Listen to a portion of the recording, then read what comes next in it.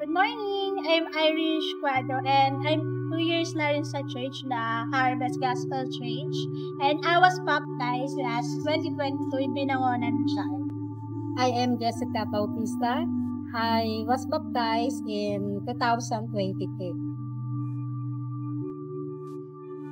What makes me decide to do the baptism? So, unang-una kasi, I'm a Christian since first year college ako. And then, parang napalayo ako sa presence ng Lord nung nag-work na ako dito sa Manila. So, nagkaroon na tawag doon, sa work, diba, may pasok namin every Sunday, every gathering, hindi na rin ako nakaka-attend. So, I decided na magpabaptism again, to seek His presence, to be with Him again, to know God. So, kasi nagkaroon ng incomplete sa buhay ko na I tried to search it, but then God gave me the completeness of my life. I decided to get baptized to obey words and commands Jesus Christ, to publicly my faith and belief in Jesus Christ, and to formally commit myself in Jesus and in Christ Church, and also in her people.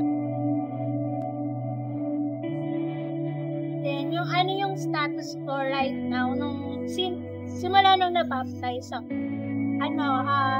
continue seeking the Lord, with the help ng mga spiritual mother ko, with the leaders, I'm seeking the Word of God by meditating the Word of God through the devotion, prayer, worship, and right now, naging part ako ng worship team na social media team. So, praise the Lord. Kasi, hindi ko na-imagine na doon ako tatawagin ni Lord. Baka soon, mag-isang lead. When I was baptized, I returned to live in God's presence. Sa biyaya ng Panginoon, naranasan ko talaga yung pagbabago. Sa pagkakalublob ko sa tubig, talagang binago ko. Iba na si Jessica Bautista noon at ngayon. Dito natuto na akong makinig, sumunod, mag-humble, at malaman kung paano magpatawad at patawarin. At kung paano naranasan ko ang pagmamahal ng Lord sa akin. So, when I realized that I have nothing without Jesus Christ, our Lord. So, since I was baptized in 2022,